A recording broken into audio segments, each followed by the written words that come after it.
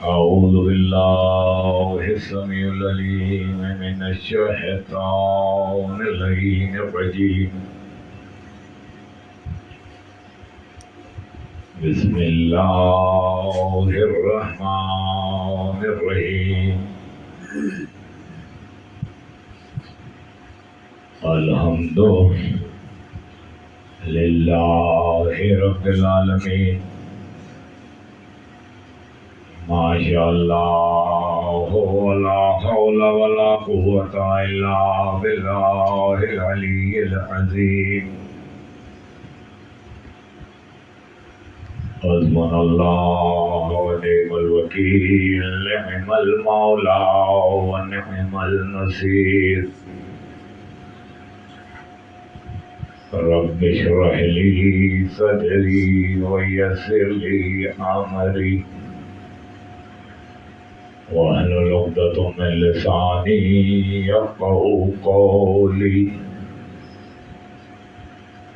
والصلاة والسلام وتحية والإكرام سيدنا ونبينا وشفيع ذنوبنا وحبيب قلوبنا أبي القاسم محمد اللهم صل على وآله الطيبين الطاهرين الغر الميامين. ولعنة الله على قوم الظالمين.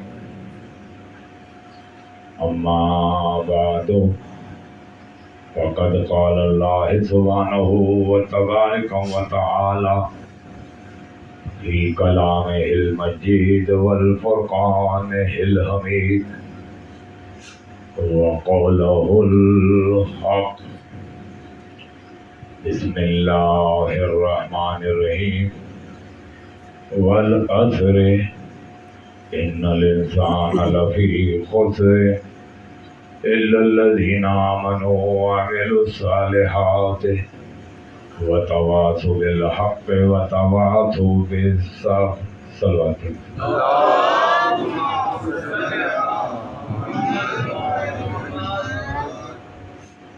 قرآن مجید کے 30ویں پارے کے اس سورے میں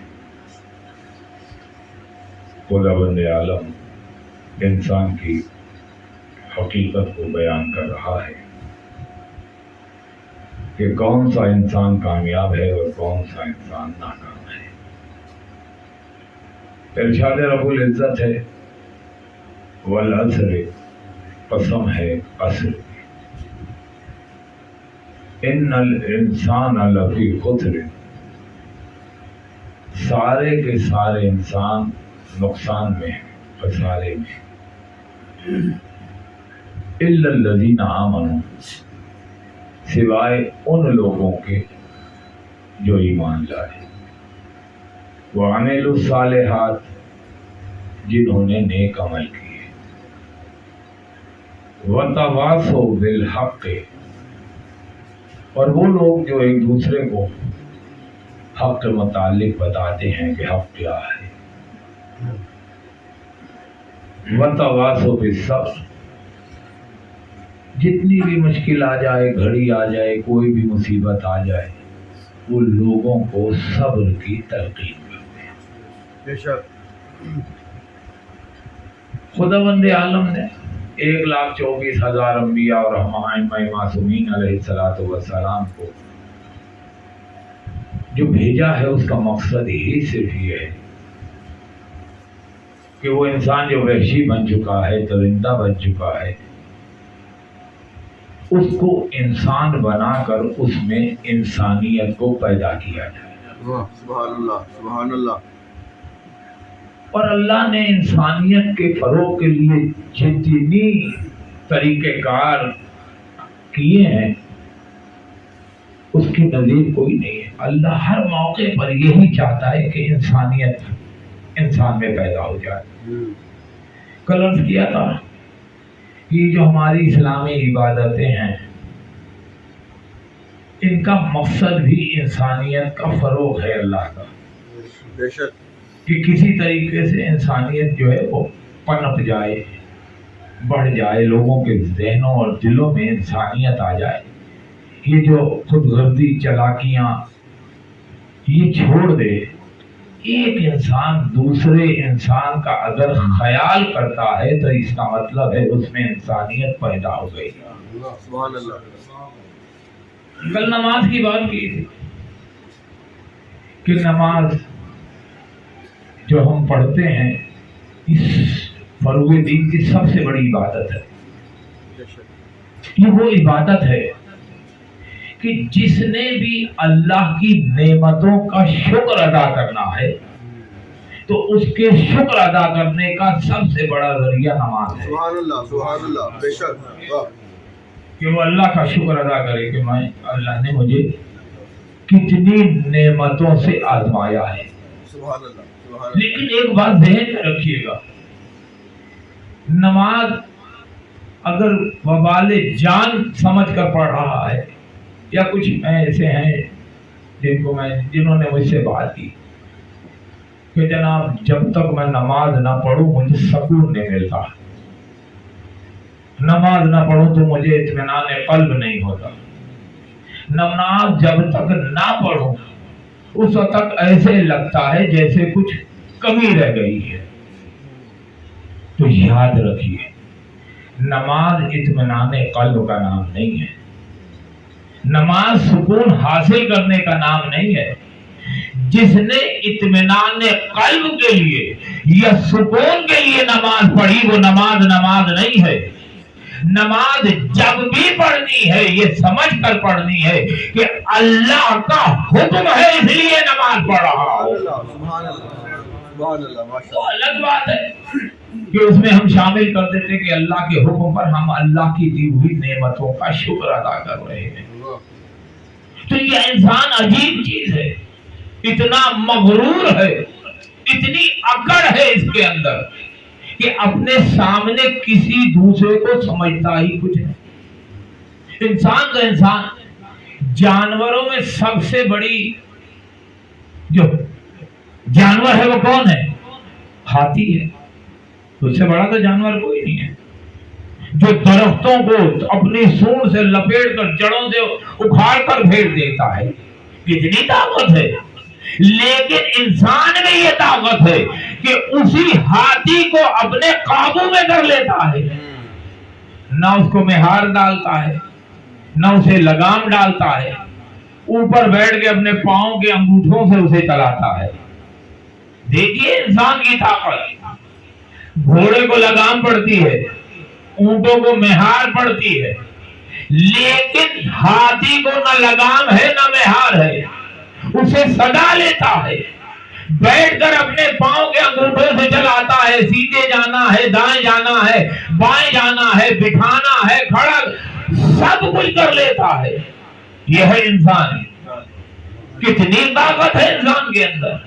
شیر کو لے لیجیے، درندہ ہے، چیر پھاڑ کر کھا جاتا ہے، شیر سامنے آ جائے تو اوزان خطا ہو جاتے ہیں، کئی تو ہارٹ اٹیک سے مر جاتے ہیں۔ یہاں تو اکثر آپ نے سنا شیر کو چھیڑخانی کرے تھے، پنجہ مار کے اس نے ہاتھی کھینچ لیا۔ کتنا ہے خطرناک جانور، طاقتور ہے، اس سے زیادہ طاقت کسی جانور میں نہیں ہے۔ وہ ایسا حملہ کرتا ہے جس کو تاگ لے اسے چھوڑتا نہیں ہے۔ لیکن اسی شیر کو انسان نے سجا کر سرکس میں تماشے دکھانے شروع کر دی۔ سرکس لے جاؤ، اس سے پیسے کما رہا ہے، لیکن اس کو صرف اتنا ہی کھلاتا ہے کہ مرے نہ، باقی اس سے پیسے کھلا رہا ہے۔ بچے اپنے ماں باپ کو گھسیٹتے ہوئے لے جا کر شیر کے کرتب دیکھتے ہیں، تالیاں بجا رہے ہیں، خوش ہو رہے ہیں، لیکن ان بچوں کو نہیں پتا کہ یہ شیر کتنا بڑا درندہ ہے، لیکن انسان نے سجایا ہوا ہے۔ یہی انسان اگر پہاڑ کے سامنے کھڑا ہو جائے اور اس نے پہاڑ کے سامنے جانا ہو تو پہاڑ پر چڑھ کے نہیں جاتا، اسی پہاڑ کو توڑ کر سرنگ بنا کر نکل جاتا ہے۔ کتنی طاقت ہے انسان کے اندر، سمندر ہے، تباہ بربادی کر دیتا ہے. سیلاب آ جائے آبادی کی آبادیاں لٹ جاتی ہیں، لیکن اسی انسان نے سمندر میں راستے بنا کر اپنی گزرگاہیں بنا دی. یاد رکھیے کہ طاقت بری چیز نہیں ہے اگر کنٹرول میں ہو، لیکن اگر طاقت کنٹرول سے باہر چلی جائے تو خطرناک ہو جاتی ہے. اللہ نے اسی انسان کی طاقت کو کنٹرول کرنے کے لیے مذہب بھیجا.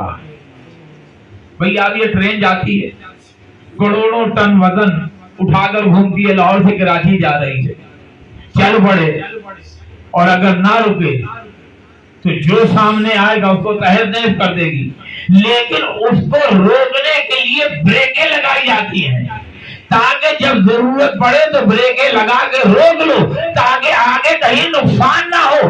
یہی اللہ نے انسان کی طاقت کو بریکیں لگانے کے لیے مذہب کو بھیجا کہ انسان اپنی طاقت کا خطرناک انتظام نہ کرے، خطرناک نہ ہو جاؤ، اس کو مذہب نے روکا. اور یہی دیکھیے نماز کے اندر کتنا بڑا طاقتور انسان. اللہ کہتا ہے کہ سجدے میں جا، جو نماز کی معراج ہے. جب انسان اپنی پیشانی خاک پہ رکھتا ہے تو اسے خاک بتاتی ہے کہ تم تیری اوقات کیا ہے، تم کتنا حقیر ہے، اسی خاک میں ایک دن تمہیں مل جانا ہے. اس لیے انسانیت کو پیدا کر، انسان کا خیال رکھ. پھر دوسری دیکھیے روزہ ہے. اگر کوئی بھوکا ہو تو کیا اس کی حالت ہوتی ہے؟ مالدار اور رئیس کو کیا پتا کہ بھوک کیا ہوتی ہے؟ اس کے دفتر